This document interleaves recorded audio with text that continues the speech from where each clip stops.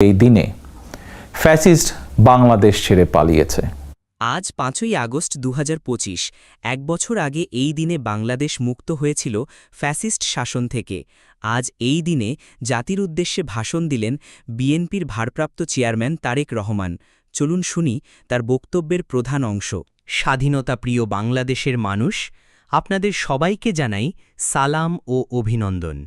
আজ ৫ আগস্ট, এই দিনটি আমাদের জাতির ইতিহাসে একটি নতুন স্বাধীনতা দিবস। এক বছর আগে এই দিনে আমরা জয় করেছিলাম সত্যকে, গণতন্ত্রকে এবং মানুষের অধিকারকে।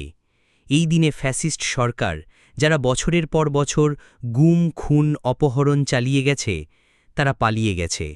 গণভবন, সংসদ ভবন, আদালত সবকিছু ছেড়ে গা ঢাকা দিয়েছে। আমরা ভুলিনি শহীদ আবু সাঈদ, শহীদ ওয়াসিম, মুগ্ধকে। আমরা জানি তাদের বুকের রক্তে রচিত এই ইতিহাস। মাত্র জুলাই আগস্ট মাসেই ১৫০০ জন শহীদ হয়েছিলেন। আহত হয়েছিলেন ৩০,০০০-এরও বেশি মানুষ। আমাদের মায়েরা সন্তান হারিয়েছেন, ভাই হারিয়েছে বোন, স্ত্রী হারিয়েছেন স্বামী। বাংলাদেশ আজ কৃতজ্ঞ সেই সকল আত্মত্যাগের প্রতি। সেই স্বৈরাচারী সরকার দেশের শিক্ষা ব্যবস্থা ধ্বংস করেছে, ব্যাংক লুট করেছে, ২৮ লক্ষ কোটি টাকা বিদেশে পাচার করেছে। মানুষ তখন ঘরছাড়া, ছাত্ররা বন্দী, হাজার হাজার মামলা চলছিল কেবল ভিন্ন মত প্রকাশ করার জন্য।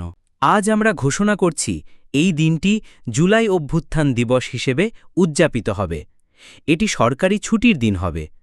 এই দিন আমরা গণতন্ত্র, মানবিক মর্যাদা এবং ইনসান ভিত্তিক রাষ্ট্র গঠনের সংকল্প নেব।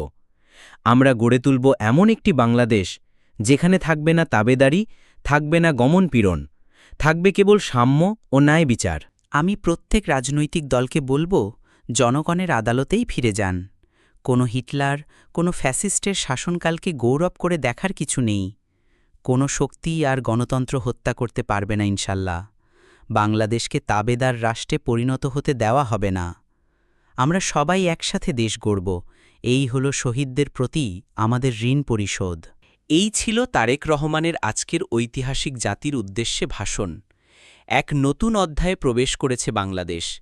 আমাদের দায়িত্ব এই গণতন্ত্রকে রক্ষা করা, শহীদের ত্যাগকে স্মরণ রাখা।